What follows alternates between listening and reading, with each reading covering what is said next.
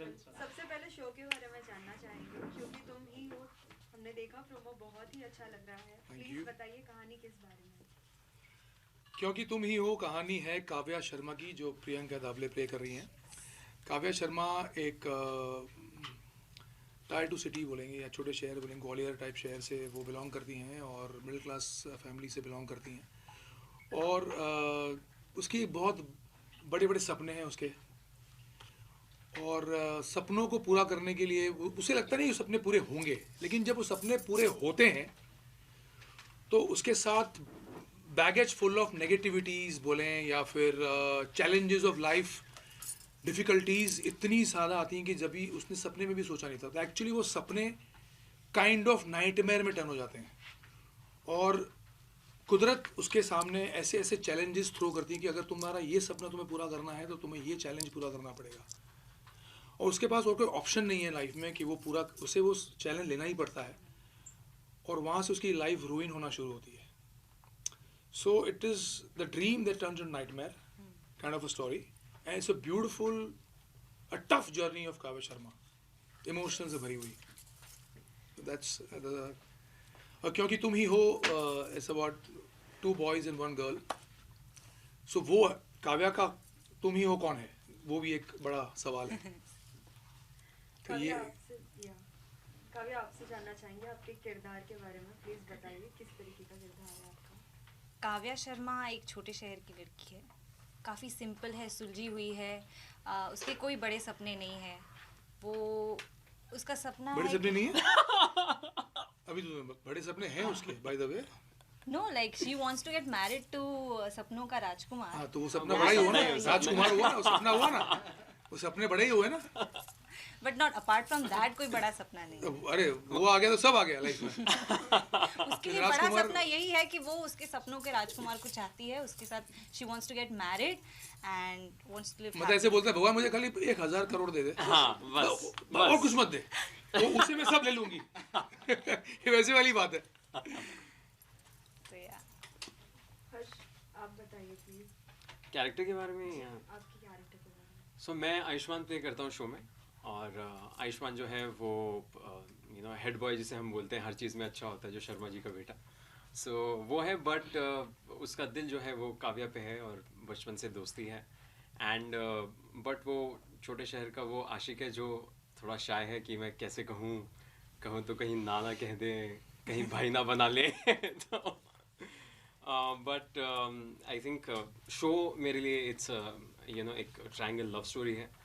और जो मुझे सबसे ख़ास बात लगी वो ये है कि आजकल चाहे आप फिल्में देखो या अपनी मॉडर्न लाइफ, हमने डेवलपमेंट बहुत कर ली है। अब ऑफ कोर्स हम पैसे वैसे ज़्यादा कमाते हैं, बट आई थिंक वो जो क्लासिक लव स्टोरीज होती थी ना, वो कहीं मिसिंग छूट गया है। और उसमें भी क्या बात करें, अगर आप न्यूज़ में देखें इतने इंसिडेंट आते हैं, इसने इसको मार दिया, काट दिया, क्या क्या। So I think our story is so pure in that, क्योंकि कोई ऐसे छोटा मोटा इन्फैचुएशन नहीं है, क्रश नहीं है, बचपन की दोस्ती है। और एंड देन ऑफ कोर्स जो काव्या का भी जो प्यार है वो भी टोटली एब्सोल्यूट है कि मतलब जैसे कि बोला, बस एक ही चीज़ चाहिए, राजकुमार। एंड करण सर का भी वही है। बट आई थिंक तो वो इसलिए इट इज़ जो आपको प्रोमो में लगा, जो आप जो फील है, जो हमारा गाना है, जो हमारा टाइटल है, तो I think it is that classic love story. Well आपसे जानना चाहेंगे आपके राजकुमार कौन है, ये सभी जानना चाहेंगे, कुछ बताना चाहेंगे इस बारे में। सपनों का राजकुमार is sitting right in front of me, but are you sure? Not sure. ये सबसे बड़ा सवाल है, ये सवाल है कि है कौन। और भी क्या कुछ अलग देखने मिलेगा, क्योंकि हमने देखा है बहुत सी ऐसी कहानियां जहाँ लव ट्रायंगल दिखते हैं, जहाँ कहीं ना कहीं दिखता है कि लाइक सपना है लेकिन कहीं ना कहीं किसे चुने। लाइक एग्जैक्टली हमारा द सेइंग गोज ना कि always think before you ask, you might just get it, you understand. तो what you ask for might not be good or might be good, you never know. So it's kind of that. Sir ये आपके production house से ये show है, तो कितना मतलब आपके लिए था कि ये शो करना, और मतलब फर्स्ट टाइम प्रोडक्शन के द्वारा शो आ रहा है, तो कुछ बताना चाहिए कितनी तैयारी की आपने? तैयारी तो बिल्कुल होती है इसमें। जब से हमारे पास ये आइडिया आया है, उसको डेवलप करना कॉन्सेप्ट लेवल पे, जो लॉग लाइन होती है उसको ट्रू रहकर एक कॉन्सेप्ट तैयार करना, फिर चैनल्स से बात करना और चैनल को अप्रूव होना, उसके बाद फिर कहानी पे काम होता है और बहुत सारी तैयारी, फिर प्रोडक्शन का काम होता है। तो and as a actor when channel told me that one of the characters they want me to play, so वो एक पहले तो मुझे लगा कि मेरा पहला प्रोडक्शन है with my I have a partner, very good partner, Sohail Zaidi, जो मेरे पार्टनर है इसमें। He has a good experience of production, he is been a producer for a long time. So I think वो थे, लेकिन फिर भी एक क्रिएटिव फाइनेंसेस वो सब काफ़ी चीज़ें होती हैं इसमें जो देखनी पड़ती हैं। सो वो एक अलग ही किस्म का एक रोल है for an actor when he becomes a producer, एक अलग होता है वो, एक पूरा अलग कंपनी को खड़ा करना और उस पर बहुत सारी चीज़ें इन्वॉल्व होती हैं, finances and production, creativity, channel के साथ गिव एंड टेक होता है बहुत सारा, तो एक इट्स अ डिफरेंट थिंग। और ऊपर से मुझे लगा कि I will be so busy as a producer, I don't want to act in my own show, but when channel insisted के this role suits you and you can play this, then and they wanted me to play this, so I had to do it. मुझे ये role लेना पड़ा। तो I am happy that I am doing this because of course it's my own show. सो एक साथ मैं दोनों काम कर रहा हूँ, as a producer and as an actor, and I am happy, I am kind of more. ऐसी कौन सी बात है जो आप एक्टर होकर पहले मतलब जो नहीं जानते थे, प्रोड्यूसर होकर मतलब हाँ भाई इतना कुछ करना पड़ता है, मतलब अभी आप तो दोनों तरफ जानना शुरू हो गए, मतलब एक शो को बनाने के लिए? देखिए, बीइंग अ प्रोड्यूसर एक अलग ही उसमें काम होता है। एक्टर बहुत सुखी होता है, एक्टर आता है 9 बजे और 9 बजे चला जाता है, उसको किसी बात की परवाह नहीं है। लेकिन प्रोड्यूसर 24 घंटे काम करता है, 12 घंटे नहीं करता। उसको हर चीज़, हर डिपार्टमेंट में ध्यान देना पड़ता है। बजटिंग होता है, उसका क्रिएटिविटी होती है, लोकेशंस होते हैं, टाइमली डिलीवरीज होती हैं डेली सोप्स में, और बहुत सारी चीज़ें होती हैं, सबका ख्याल रखना पड़ता है। सेट बनता है, वो कैसे बनता है, चैनल से मिलना, बात करना, अप्रूव करवाना चीज़ों को, तो बहुत सारा काम होता है और डेली के चैलेंज अलग होते हैं, कन्विंस करना कितना आपको वो हुआ, मतलब आपने जब अपना प्रोजेक्ट चैनल के पास गए तो कन्विंस कितना किया आपने, मतलब कन्विंस करना मतलब वो बहुत इम्पोर्टेंट अभी 25 साल के बाद कहाँ टफ होगा सर के लिए? देखिए, 25 इतने साल बाद भी कन्विंस तो करना ही पड़ता है। पहले तो ये कन्विंस करना पड़ता है कि एक्टर प्रोड्यूस कर सकता है। पहले कन्विंस ये करना पड़ता है कि प्रोड्यूसर टीवी का अलग होता है और एक्टर अलग होता है।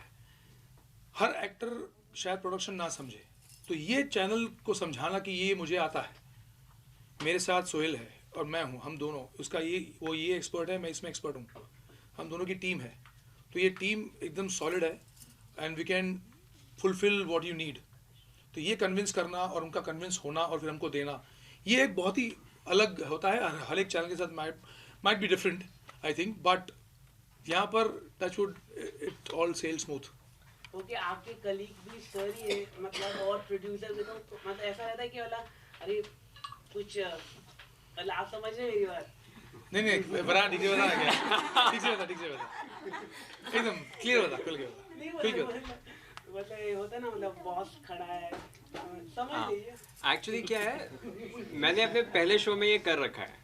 सो भूपेंद्र सिंह जो थे वो भी एक एक्टर हैं, और मैं पहले शो में किया था, तो सर तो तब भी बड़े बहुत ही लीनियंट हैं, और ज़्यादा प्रेशर नहीं होता, वो नहीं होता। तो मैं तो पंजाबी प्रोड्यूसर के साथ काम किया है, तो ये तब भी काफ़ी ईजी है। बट आई थिंक एक तरीके से अच्छा भी है ना, क्योंकि कई बार क्या होता है कि आप एज एन एक्टर कुछ अगर बोलें, सपोज आप कोई सीन कर रहे हैं, वो कर रहे हैं, अगर सिर्फ एक प्रोड्यूसर है तो हो सकता है वो उसको एक्चुअली नहीं पता होगा कि आपका काम जब आप करते हैं तो क्या लगता है, एक सीन में क्या लगता है।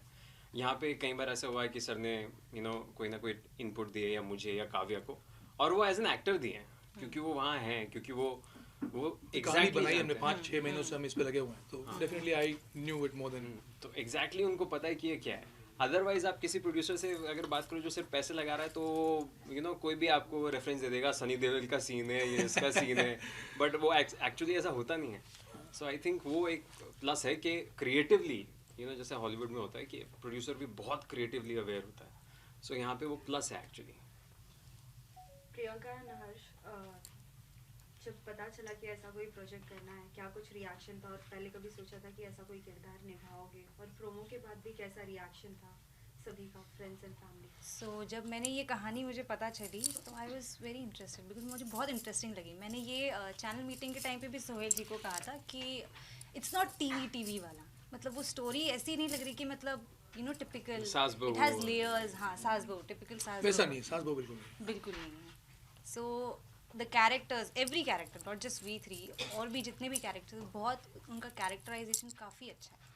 तो द ओवरऑल द स्टोरी मुझे बहुत अच्छी लगी ना। आई हैड दिस फीलिंग कि मुझे शो करना है, एंड मॉकशूट भी इन्होंने ही लिया था मेरा। So I didn't know is a producer. So ये आए और मुझे बोला कि लाइन्स याद है, स्क्रिप्ट पता है, क्या होने वाला है सीन में? So I was like okay, and I looked at him and I was like, because मुझे बोला गया था कि director is going to take, and he came. क्योंकि I was- तुम्हें प्रोडक्शन का नाम पता था। हाँ, I knew there's a new production house, but and I met Sohail ji, so I didn't know he's co-producing it. So I didn't know. I was like, We're the partners. yeah, I didn't know this. So then उन्होंने बोला कि ready, come inside, and I went, and I had this thing. I knew him because I watched his previous show. Mall की ना? Yeah, Molki. So and I was a little, very much nervous, but then for a moment I was like, do or die situation. I have to give my 100% or else I won't get this part. So उन्होंने भी काफ़ी मुझे brief दिया, and the audition went really well. उसके बाद I asked him one question कि sir, आप कोई show नहीं कर रहे हो? So he was like, listen, I'm acting also and I'm producing also this show. So that was like wow moment for me. But reactions family के जो पूछ रहे हैं, हाँ? फैमिली के रिएक्शन, फ्रेंड्स के on promo? My family is very happy, and also friends. So they are very this कि कब आ रहा है show, कब आ रहा है, we want to watch it. And my mom is so very excited because I'm working with him, so of course. तो party वार्टी नहीं मांग रहे She's like कि हाँ Mihir, I know I'm Mihir. I'm like yeah. Harsh, what about you?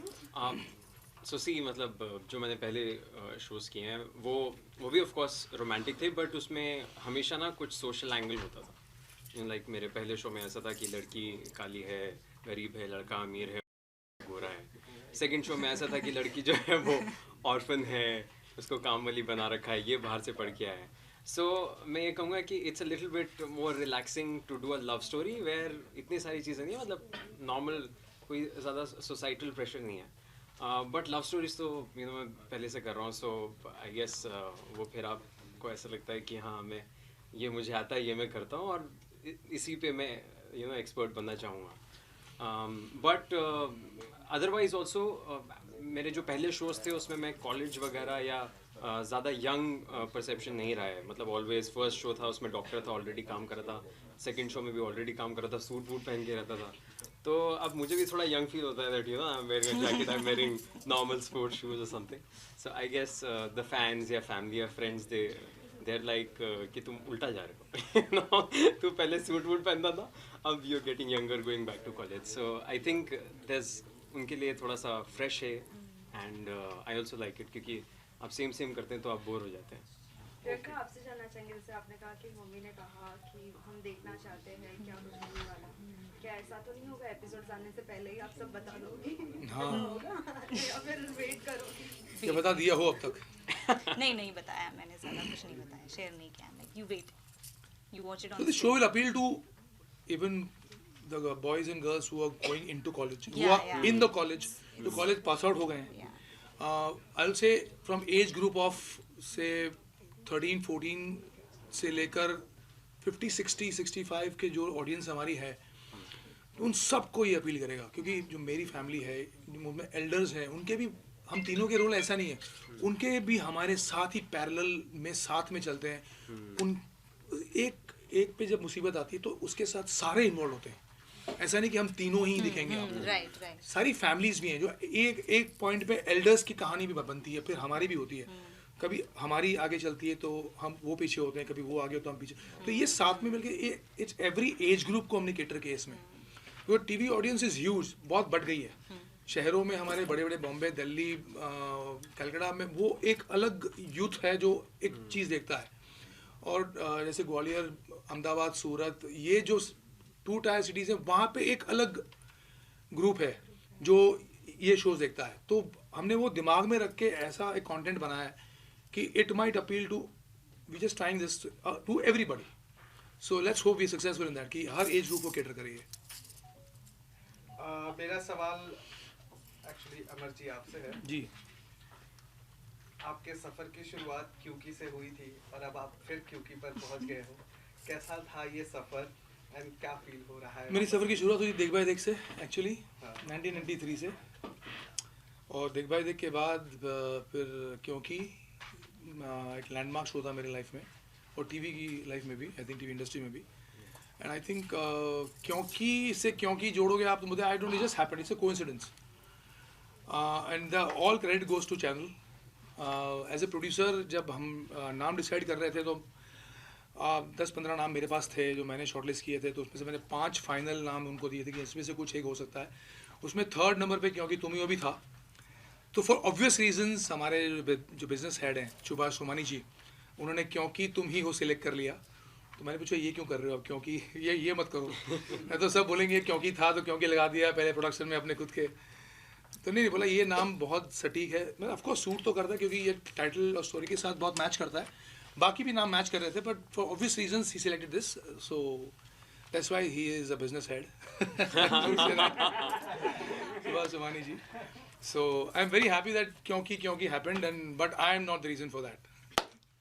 Okay, एक आखिरी सवाल, जैसे कि आपका? हाँ। अच्छा बाकी भी होंगे ना। मतलब जैसे कि पहले few channels थे और अभी कई सारे चैनल शिमारो हर कोई they are doing well also and they are providing opportunity। तो क्या कहना चाहोगे उसको लेके? Such a good two producers you mean to say? producer, actors, they are getting, और इनकी रीच काफी दूर दूर तक है, आप क्या कहेंगे? Definitely Shemaroo group it's growing very fast. Shemaroo TV आज हमने जब उनसे मिलना जुलना शुरू किया था तब तो उनकी जीआरपी बहुत कम थी, अब तो वो 70 तक पहुंच गए हैं, विच इज़ फैंटास्टिक। और शेमारू उमंग ऑल्सो इज़ क्लाइंबिंग, जहाँ हमारा शो आ रहा है is climbing in like way too fast and very good shows are coming up on that channel। रश्मि जी का शो आ रहा है जो बहुत अच्छा कर रहा है मार्केट में, हमारा शो भी अलग है। तो अलग अलग वैरायटी के शो उस पर आ रहे हैं। एक राज महल भी उनका आ रहा है जो राज महल एक फैंटेसी के ऊपर है जो बहुत ही ब्यूटीफुली बना है। तो आई थिंक बहुत अच्छा एक wholesome package family entertainment channel बन के आ रहा है and I am very happy that I am on this channel. और I am very thankful to Sandeep Gupta ji जो CEO हैं, सुभाष सोमानी जी जिन्होंने मुझे मौका दिया है और to prove myself. And as a actor तो बहुत काम किया है 30 सालों में, but I think this is the first time as a producer I am entering in the industry and I am really excited. This is my new journey for me in life, you no.